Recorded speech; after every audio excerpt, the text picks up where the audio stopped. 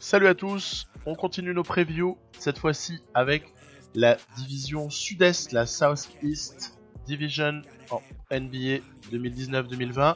Ce sont les previews avec votre serviteur et Christian. Salut Christian.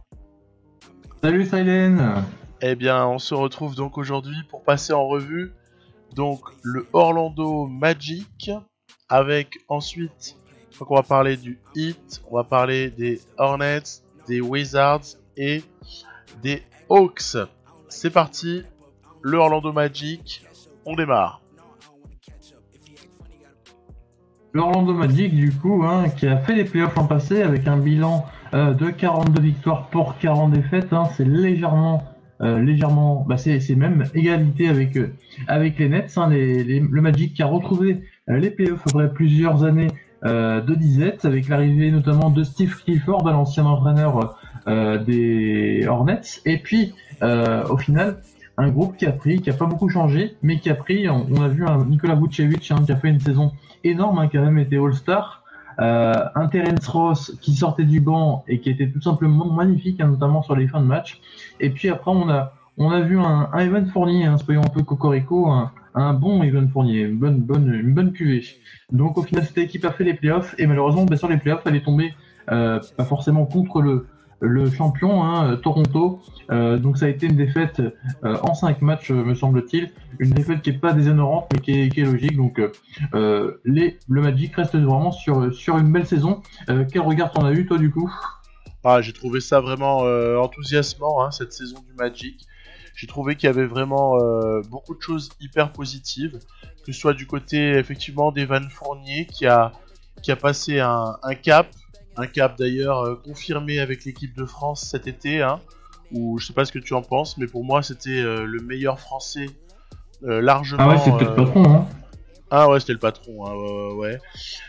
Donc un Fournier taille patron, un Vucevic en première force offensive, bien sûr, qui est juste inarrêtable par moment, donc super joueur qui est allé chercher son extension en dégressif, est toujours intéressante cette extension à signaler, puisque c'est du 28 millions, 26 millions, 24 millions, 22 millions, donc assez intéressant.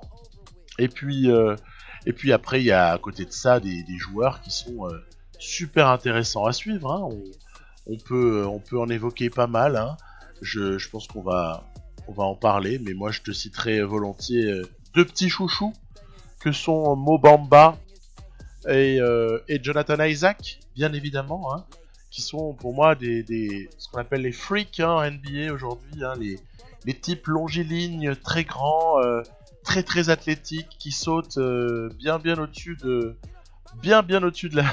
ils touchent le haut de la planche. Voilà, donc qu'est-ce qui t'a plu toi chez Orlando? C'est vrai que tu parlais des deux. Malheureusement, Mo Bamba, on n'a pas trop vu parce qu'il s'est blessé, il n'a pas fait tant de matchs que ça. Et puis Isaac, bien en progression, par rapport à la saison d'avant. On voit encore que Steve Clifford le protège en lui faisant pas finir les matchs, en lui préférant un 5 majeur, DJ Augustine, Evan Fournier, Terence Ross, Aaron Gordon et puis forcément Vucevic. Moi, ce que je retiens de cette saison surtout, c'est DJ Augustine qu'on critiquait comme l'un des pires meneurs de la NBA, mais c'est avéré que DJ Augustine, très bon meneur, et puis surtout derrière la ligne de 3 points, l'un des plus gros pourcentages de la ligue à 3 points. Donc au final, le joueur a parfaitement rempli son contrat, et puis surtout il a emmené le Magic en playoff, ce qui n'était pas arrivé depuis plusieurs saisons. Et puis aussi ce que je note chez les Magic, c'est au niveau du GM, puisque le nouveau GM, c'est John Hammond, pas le propriétaire de Jurassic Park, mais l'ancien GM des Bucks. Et John Hammond, on voit qu'il a fait plusieurs choix décisifs. Tu parlais donc du contrat de Vucevic qui est bien pensé, l'extension aussi de Terence Ross, qui est pas non plus trop cher, puisque Terence Ross va toucher 12,5 millions, et puis c'est pareil, c'est un contrat dégressif sur 4 ans, puisque sur la dernière saison il va toucher 11,5 millions. Donc voilà, à souligner toujours contractuellement que Didier Augustin est en fin de contrat, et vu qu'il a fait une belle saison l'an passé, s'il remet ça cette année, peut-être qu'il demandera un peu plus que ces 7 millions. Et puis on a Evan Fournier, qui sera en option joueur l'an prochain, 17 millions. Est-ce que ça se prend? Est-ce que ça se refuse? On verra ce que décide Evan. En attendant, le Magic semble bien lancé, en plus avec un recrutement il y a eu peu de recrues, mais la recrue qui est arrivée, elle est fort intéressante. Ouais, ben oui, c'est ce fameux Alfaro Camino, hein, qui est un joueur qui a prouvé sa valeur en NBA. Hein. On n'a pas de doute sur la valeur d'un type comme lui. Ça peut vraiment être super sympa.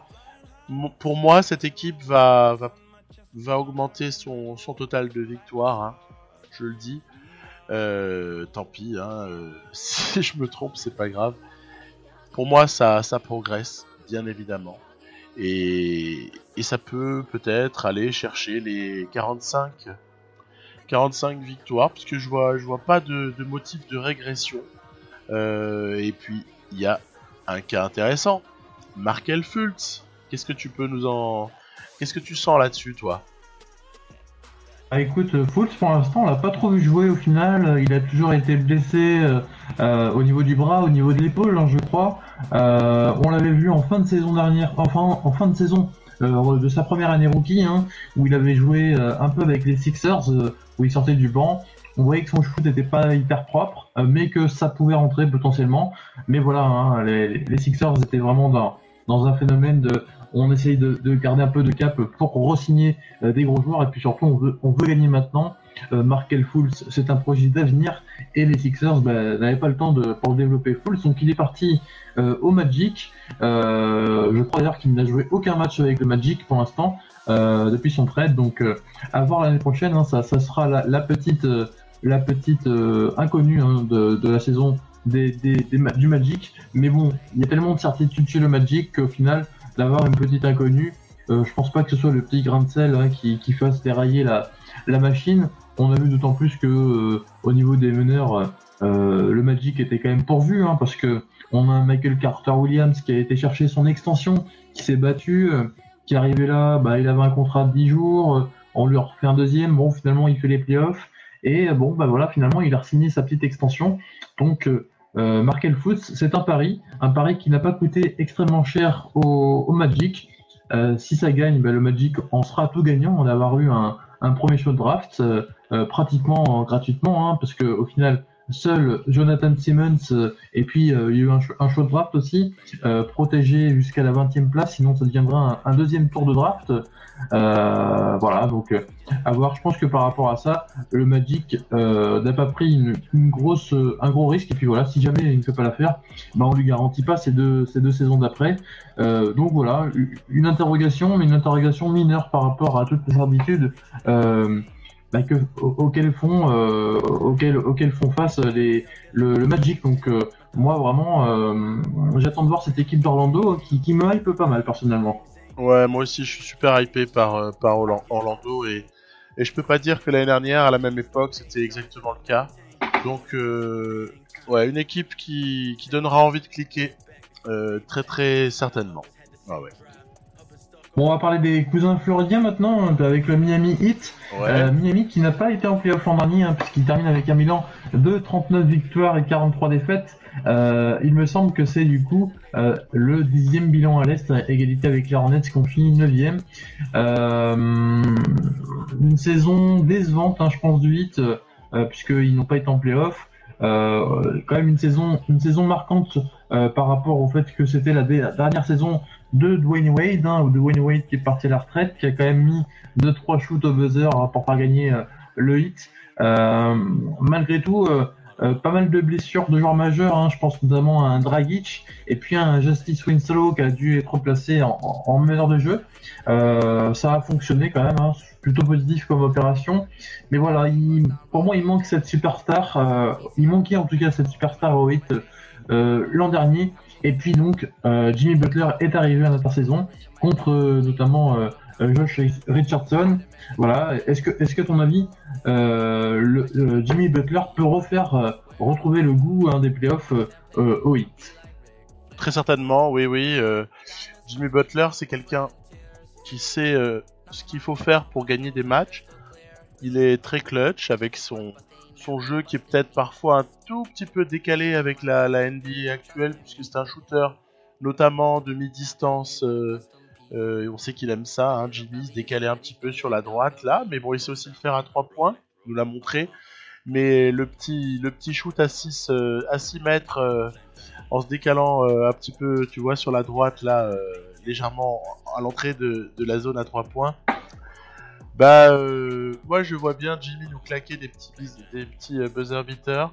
Y a pas de problème. Il va assumer son leadership. C'est pas le genre de gars à s'effacer. Et puis je crois surtout qu'il sera entouré par des gens dont on peut vraiment dire du bien.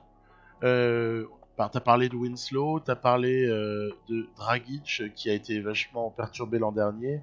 Moi j'ajouterais donc Adebayo auquel tout le monde pense et qui a enfin la voie libre avec le départ de Whiteside.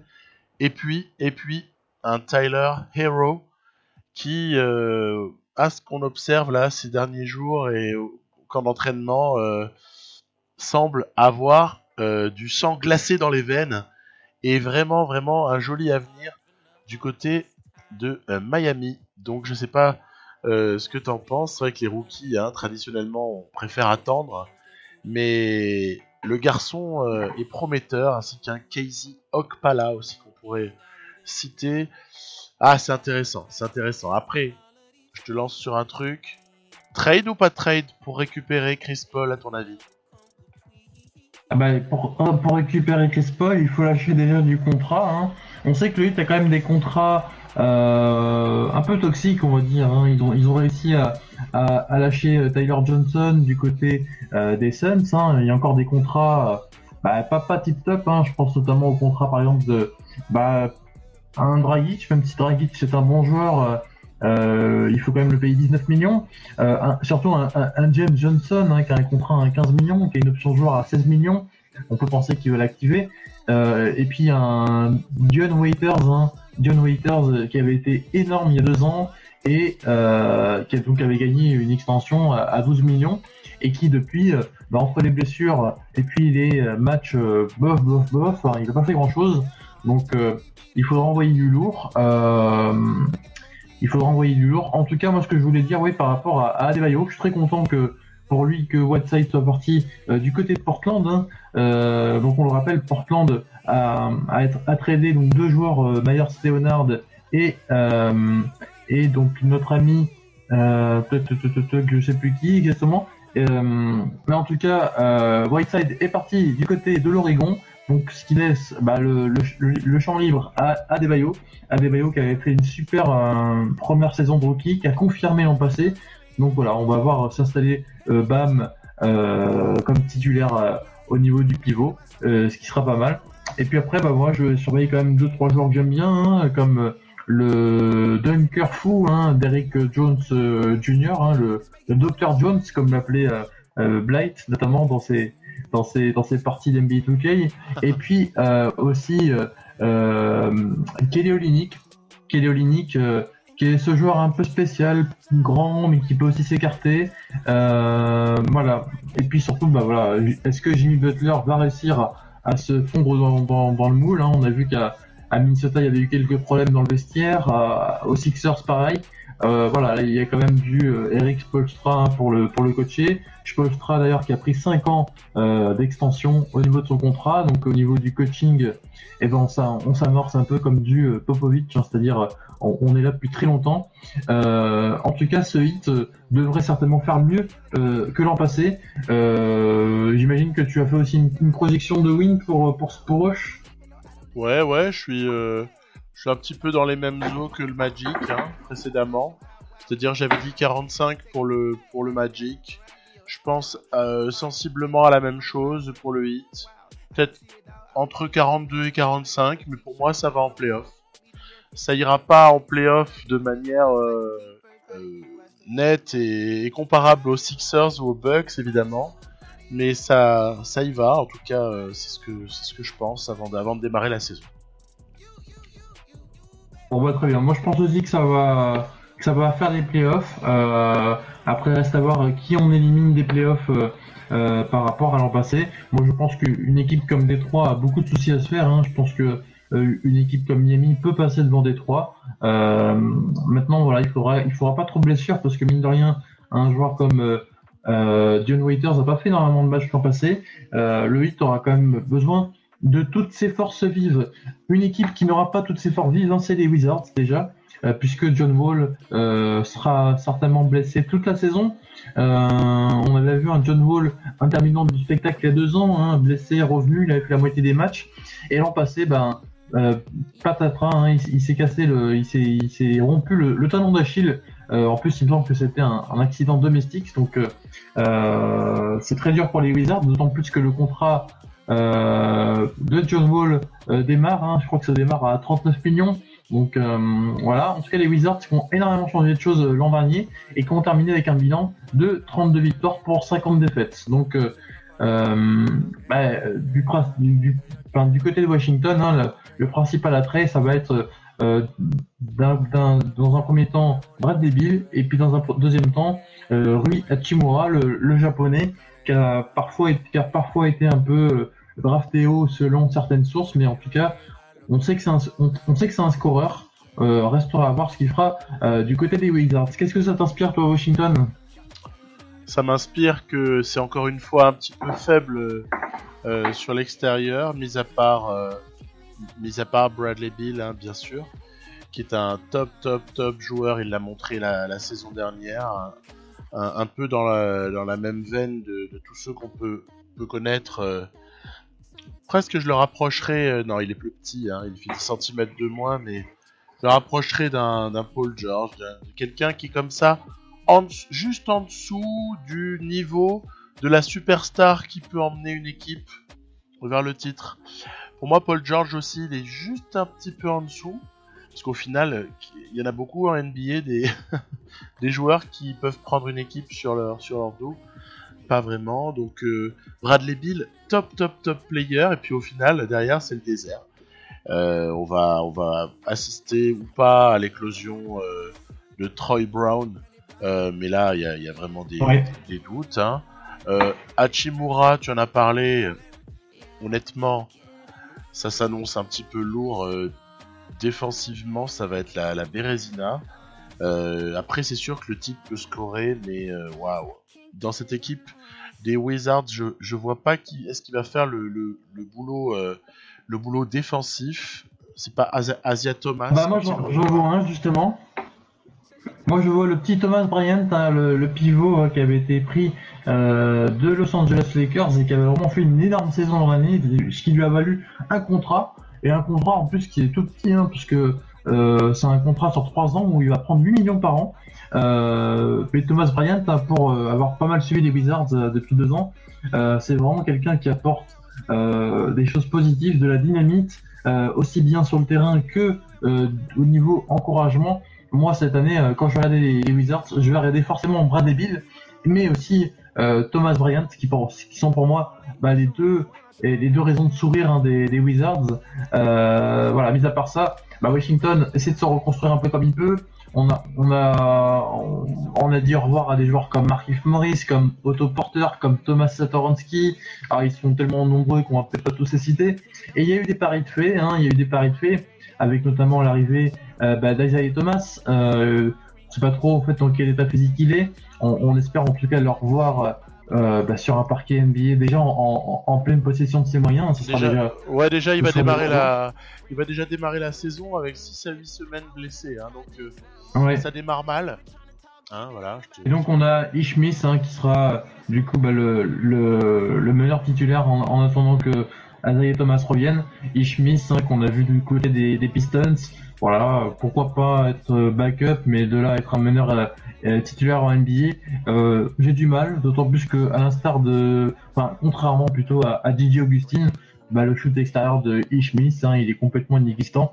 Donc à voir. Après du coup les Wizards ont fait quelques paris avec Davis Bertans qui vient pour 1 an, des Spurs, qui est un joueur qui potentiellement peut être intéressant à 3 points, tout comme CJ Miles, hein, quand il prend feu. signe du maïs pour 1 an.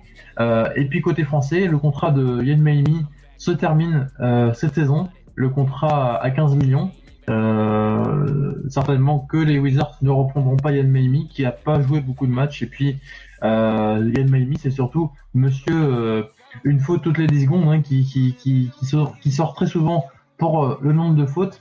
Et puis enfin, deux choses à signaler pour les Wizards, enfin, c'est deux jeunes qui ont rejoint les Wizards avec le trade, hein, les Lakers qui cherchaient une troisième contrepartie pour se délester de quelques joueurs. Donc les Wizards ont récupéré deux joueurs, hein, Isaac Bonga, le meneur arrière allemand, et puis Moritz Wagner, plutôt l'ailier fort blondiné, hein, ricain.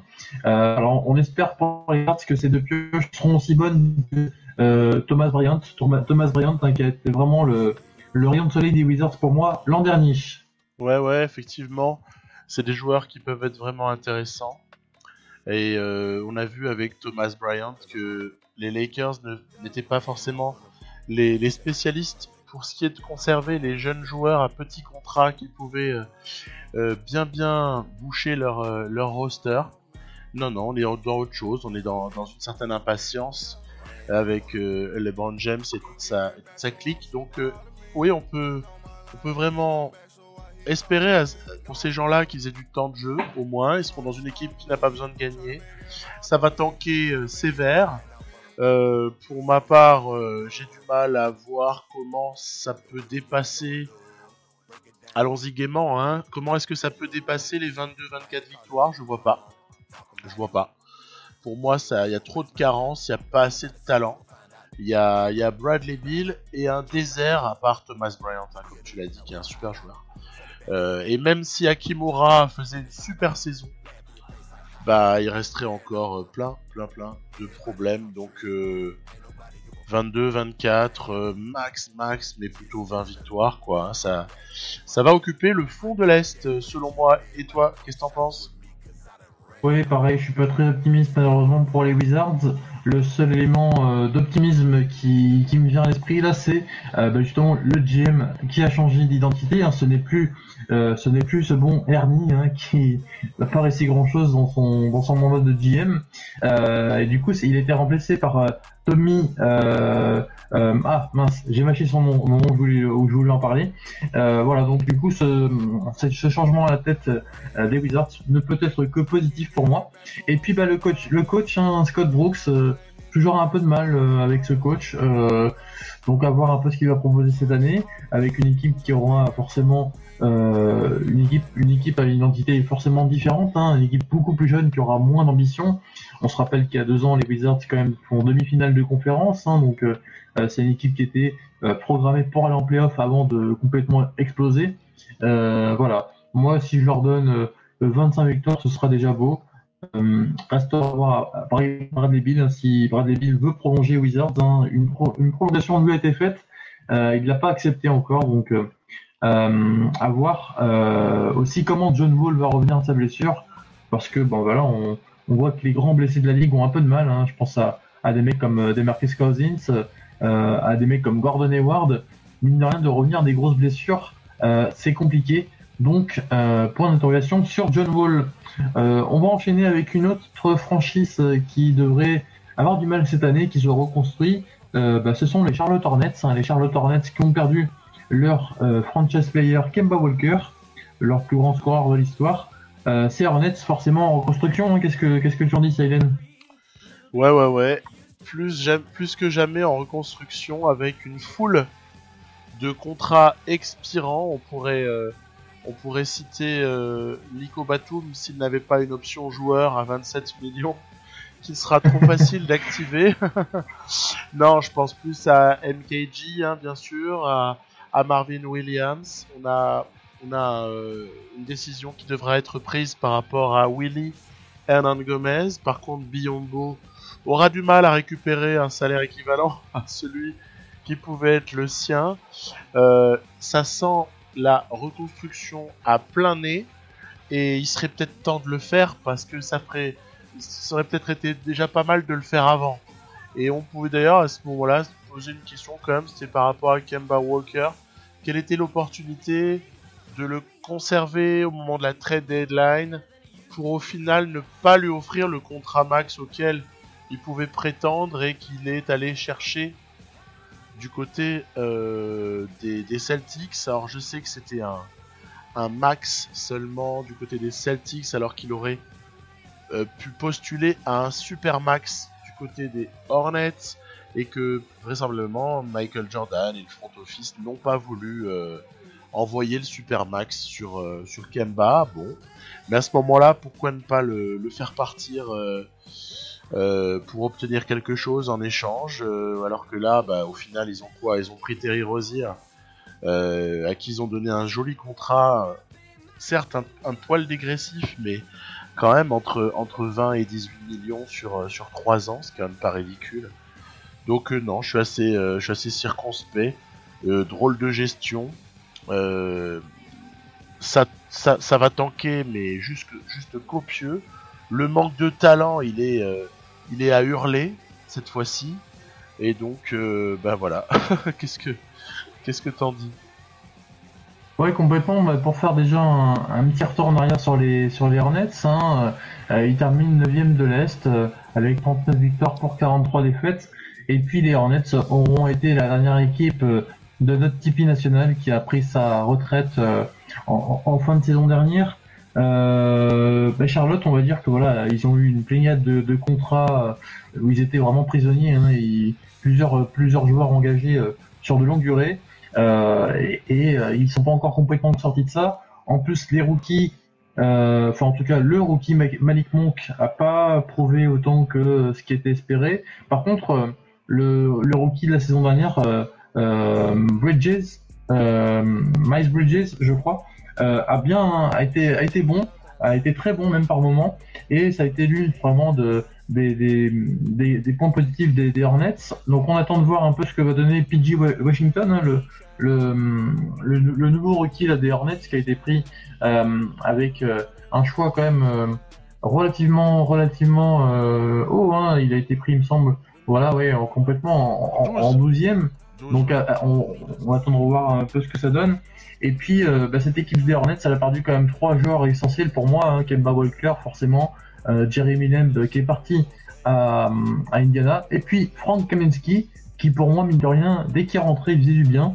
Il apportait du scoring, il pouvait même scorer à 3 points, et il est parti aux Suns. Pour moi, ce joueur n'a pas eu de la part de James Borrego le temps de jeu qu'il aurait mérité. Et voilà, on se retrouve du coup avec une équipe des Hornets en reconstruction, avec plusieurs contrats expirants. En tout cas, du côté de Buzz City, on n'est pas prêt de voir beaucoup de victoires et surtout de voir les playoffs avant très longtemps. J'imagine que tu les mets assez bas quand même dans la conférence Est. Moi personnellement, je pense que ce sera le pire bilan de la ligue, tout confondu, Est-Ouest. Une vingtaine de victoires, peut-être même moins. Je vois même les Knicks, même les Cavs passer devant eux. Bref, la Bérésina pour nos amis, les Frelons. Et toi? Ah je suis comme toi, je suis comme toi. Ça va pas être florissant. Osons le dire, ça pourrait même être en dessous des 15 victoires. Parce qu'au final, quand tu regardes les adversaires, par rapport à qui est-ce que cette équipe des Charlotte Hornets est supérieure? Qui est-ce que, sans être supérieur, ils peuvent taper sur un soir où tout va bien? Qui est-ce qui peut prendre feu dans cette équipe-là pour arracher une victoire par-ci, une victoire par-là? Honnêtement, les 15, j'ai presque du mal à les trouver. Donc je vais être en cohérence de dire entre 12 et 15. Voilà.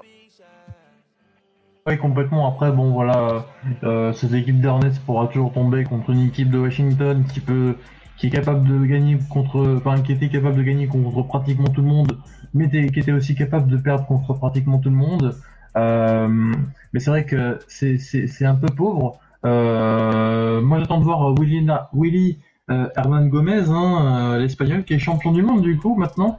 C'est un pivot qui a de la qualité, je trouve. En plus, c'est un contrat minuscule, il est encore dans son contrat rookie. Est-ce qu'il va être responsabilisé? Parce que bon, c'est vrai que la paire Biombo Zeller, c'est bien beau, mais je pense qu'Arnaud Gomez a quand même plus de marge de progression que ces deux joueurs-là. Et puis on a vu aussi un Dwayne Bacon et puis surtout un ah mince, j'ai mâché son un Malik Devante Monk. Graham, pardon, voilà, Ouais, ouais, voilà. complètement le troisième meneur qui ont fait des choses intéressantes par moment. On s'est aperçu l'an passé qu'en fin de saison, quand Borrego avait rajeuni l'équipe, c'est à ce moment-là qu'elle s'était relancée, en battant notamment Toronto, en battant Boston, et puis au final en mourant pas loin des Pistons. Donc voilà, peut-être que les jeunes vont pouvoir prouver. En tout cas, pour un joueur comme Malik Monk, j'ai envie de dire que c'est presque l'année ou jamais. Il rentre dans sa troisième année NBA et il va falloir qu'il prouve le PPR. Et puis par rapport, et puis pour finir sur un mot sur les Français, Nicolas Batum, 25 millions, 27 millions la saison d'après, on peut penser qu'il activera son option joueur. Certes, on lui demande pas trop d'être sur l'offensif, mais là, il va falloir prendre plus de shoots, parce que c'est vrai que c'est bien beau de faire jouer les copains, mais à un moment donné, il faut prendre ses responsabilités, surtout quand on est le joueur le mieux payé de l'effectif. Et ouais. Et ouais. Non, mais je suis complètement en phase avec ce que tu dis. C'est terrible. Après, Nico Batum, j'adore le gars. Enfin, ça a l'air d'être un chouette type. C'est un Ah oui, par super contre, quand on l'entend parler, basketteur. Et ouais. hyper intéressant à entendre Nico Bah Batum, oui. hein, sur toutes les interviews qu'on a pu entendre. C'est presque attristant de voir la saison dernière le, le basket qu'il avait pu proposer. On sait qu'il y avait eu des blessures l'année qui avait précédé, où il était pas trop en forme. Il jouait blessé aussi, pas mal. Faut savoir, hein, tous ces athlètes là, ils jouent fréquemment blessés, hein, voire même à l'approche des playoffs, tout le monde joue blessé. Bon, je suis triste pour Nico Batum. Dommage aussi pour Tony Parker que tu as évoqué tout à l'heure, que la carrière se soit terminée par une année dans cette équipe-là, en tout cas avec ce projet-là. Et puis voilà, bon bah next, hein, comme dirait l'autre. Ouais, et puis next, du coup, c'est la dernière équipe de la division. C'est les Hawks, Atlanta. Pas une équipe beaucoup plus hypante, hein. Les Hawks, c'est simplement l'équipe qui jouait le plus vite l'an passé, avec plusieurs rookies qui ont fait parler d'eux, hein. Je pense notamment à Trae Young. Trae Young qui était justement au cœur de plein de débats. Est-ce que Trae Young, il fallait le drafter contre Doncic, hein. On sait que les deux pics ont été swappés, avec en plus un pic de Dallas qui devait arriver pour Atlanta. Et puis on a aussi l'arrière rookie, hein, Kevin Huerter, qui a été très bon, qui a été clutch même à certains moments. Bref, cette équipe des Hawks, elle est très excitante avec pas mal de jeunes qui ont les dents, qui ont les dents pardon très longues.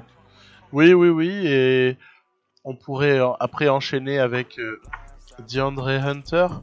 C'est quand même pas n'importe quoi, un quatrième choix de draft 2019 là, très récemment, un mec qui s'annonce peut-être comme attention, hein, faut pas s'emballer, mais une espèce de Kawhi Leonard, mais attention, avec des guillemets et des proportions éventuellement moindres, parce que les phénomènes comme Kawhi, c'est pas tous les ans, mais moi je le vois assez énorme, Hunter. Il a pour moi un plafond et un palier qui sont assez intéressants. Euh, Cam Reddish, qui a été au final snobé par les gens qui choisissaient en neuf, notamment, hein, les Wizards. C'est assez stupéfiant de pas être allé prendre Cam Reddish et de préférer être allé chercher Hachimura. Je m'explique toujours pas comment ils ont pu faire ce choix, surtout vu leur manque au niveau des ailiers.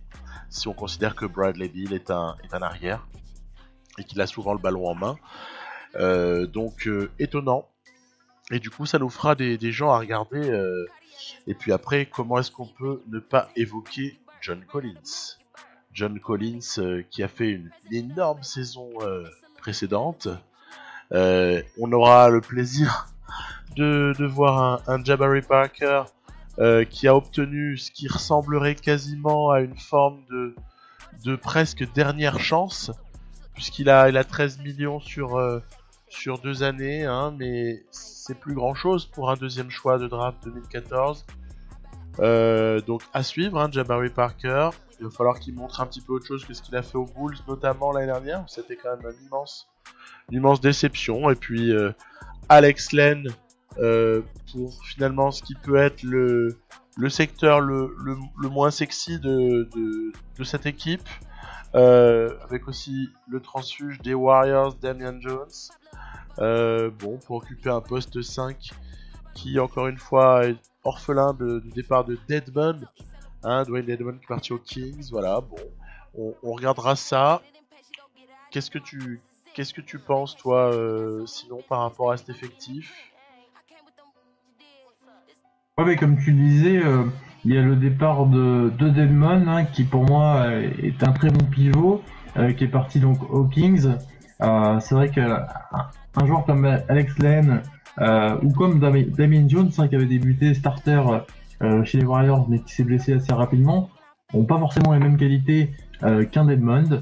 En tout cas à voir. Moi, ce que j'attends surtout des Hawks, c'est de voir toute cette ribambelle de rookies, hein, sur les 3 dernières années jouer ensemble. L'effectif va être très jeune, même s'il sera quand même encadré par quelques anciens, hein, qui ont des contrats, des fins de contrat toxiques, on va dire, des joueurs comme Allen Crabbe, comme Evan Turner ou comme Chandler Parsons, qui finalement viennent gonfler un peu les finances engagées par les Hawks, parce que finalement, si on enlève ces 3 joueurs-là, c'est pas cher payé tout ce que payent les Hawks. Donc ils ont ces 3 contrats qui se terminent sur la fin de saison là. Donc oui, non, c'est une équipe des Hawks qui se reconstruit et qui vraiment a un projet un super projet. Moi, j'ai vraiment hâte de me téléporter dans le temps à dans 2-3 ans et à voir ces Hawks jouer des coudes avec les premières équipes de l'Est, pardon. Pour cette année, je pense que les Hawks sont encore dans une année de développement où Trae Young doit encore prouver, doit encore apporter cette fantaisie, hein, prendre des shoots à 3 points complètement désespérés, mais avec lui ça rentre. Voilà. Continuer justement à faire rêver un peu cette salle d'Atlanta. Et puis surtout, voilà, intégrer les nouveaux rookies comme tu le précisais, Hunter, Reddish. Moi, j'attends de voir ce que ça vaut. Je suis pas forcément très rencardé sur leur niveau. Et puis John Collins. John Collins, moi, j'adore ce joueur.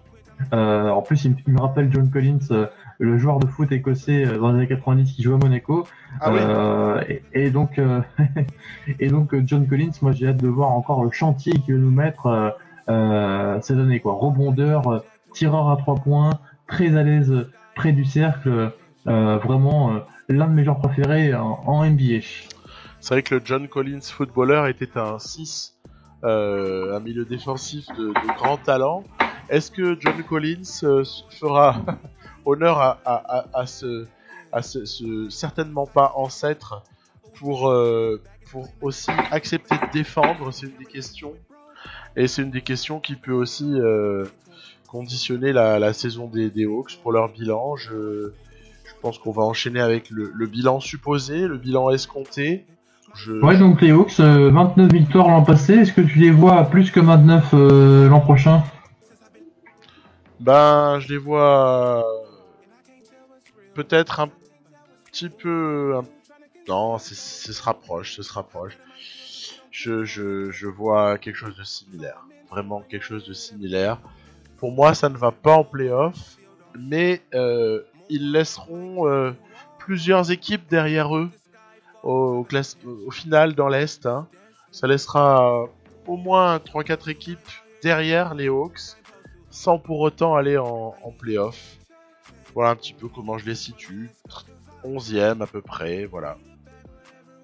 D'accord, autant ton pari, toi, c'était sur les Bulls. Moi, autant le pari que j'ai envie de prendre sur cette conf Est, ce sera sur les Hawks. Je vois les Hawks pas loin des playoffs. Donc voilà, peut-être que je me trompe complètement, mais c'est vrai que ce jeu hyper rapide, un peu à la star des Kings que je vais suivre cette année, moi ça me plaît énormément. Ça court, ça tire à 3 points. ça peut marquer 135 points, mais ça peut en prendre 150. Bon, j'exagère un peu, hein, mais pas si loin que ça finalement. Voilà, donc moi j'ai envie vraiment que ces équipes-là le gagnent. Et j'aimerais bien que les Hawks poursuivent l'aventure comme nous on va le faire sur les prochaines vidéos. Oui, oui, oui, oui, oui. Exactement. On va continuer tout ça en bouclant d'abord l'Est. Et il y a une petite division juste anecdotique avec notamment des prétendants au titre qu'on va aborder très rapidement. Puis après, il sera temps d'aller du côté de l'Ouest. Mais je te remercie beaucoup, Christian. Merci beaucoup, merci. Et à plus. Bye bye. Ouais, salut tout le monde.